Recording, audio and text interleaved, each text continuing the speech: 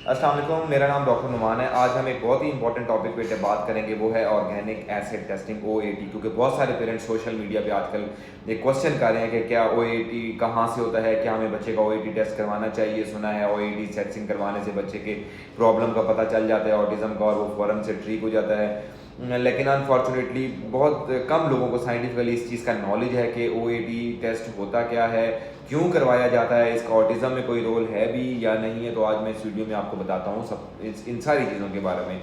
OAT से बनता है ऑर्गेनिक एसिड्स टेस्ट। OAT जो है ये यूजली टेस्ट जो है वो यूरिन से किया जाता है, और जो बॉडी के अंदर डिफरेंट मेटाबॉलिक प्रोडक्ट्स जो बनते हैं और वो रिलीज होते हैं, उनको यूरिन में उनकी एक्सक्रीशन को देखा जाता है।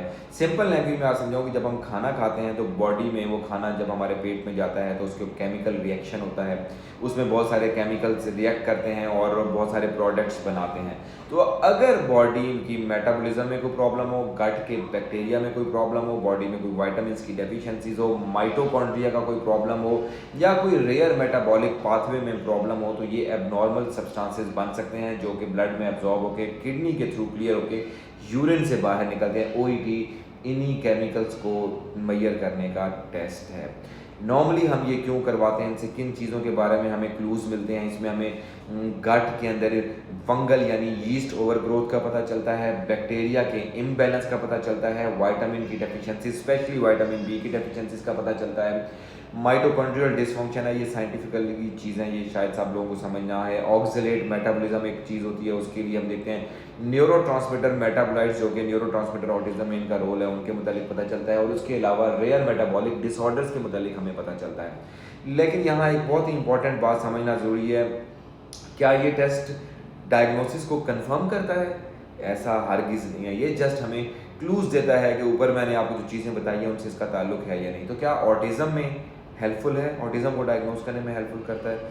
तो सीधी और क्लियर बात ये है, बिल्कुल भी नहीं। ऑटिज़म स्पेक्ट्रम डिसऑर्डर एक क्लिनिकल डायग्नोसिस है। ऑटिज़म का जो डायग्नोसिस है वो चाइल्ड के बिहेवियर, उसकी कम्युनिकेशन, उसके सोशल इंटरेक्शन, उसके रेपिटेटिव बिहेवियर, उसकी डेवलपमेंटल हिस्ट्री से बनता है।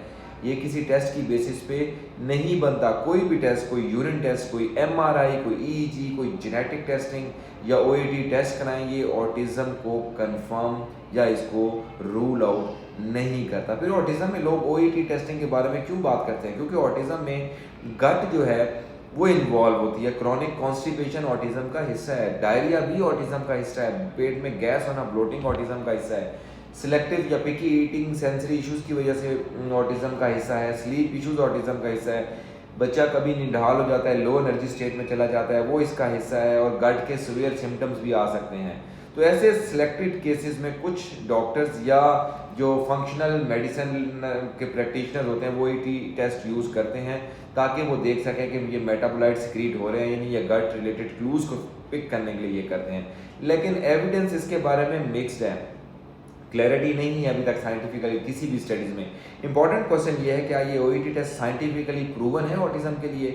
अभी तक लोग साइंटिफिक एविडेंस को नहीं ला सके, स्ट्रॉन्ग साइंटिफिक एविडेंस के OAT टेस्ट है ऑटिज़म की रूट कॉज को बता देगा, या OAT बेस्ड ट्रीटमेंट से ऑटिज़म क्योर हो जाएगा या इवन इम्प्रूव हो जाएगा।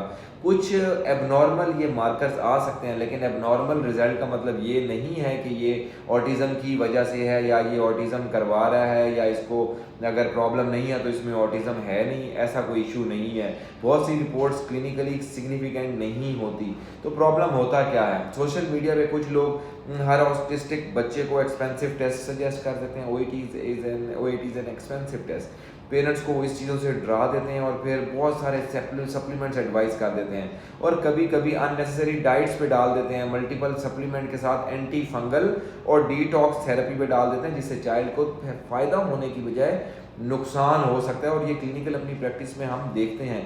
तो क्या OAT टेस्ट यूज़फुल नहीं है? ऐसा भी नहीं है। सिलेक्टेड सिचुएशन में एक्सपीरियंस डॉक्टर के अंडर ये टेस्ट एक सपोर्टिव रोल अदा कर सकते हैं, स्पेशली अगर बच्चे में सीवियर गट सिम्टम्स हों, बच्चे में रिग्रेशन आ रहा हो, बच्चे में गैर ज़रूरी अनयूजुअल सी फटीक थकावट हो, कोई मेटाबॉलिक डिसऑर्डर डॉक्टर सस्पेक्ट करा हो, या बार बार जो है ना कुछ अजीब से सिम्टम बच्चे में आ रहे हों, तो इनको एवेलुएट करने के लिए इन टेस्ट को करवाया जा सकता है।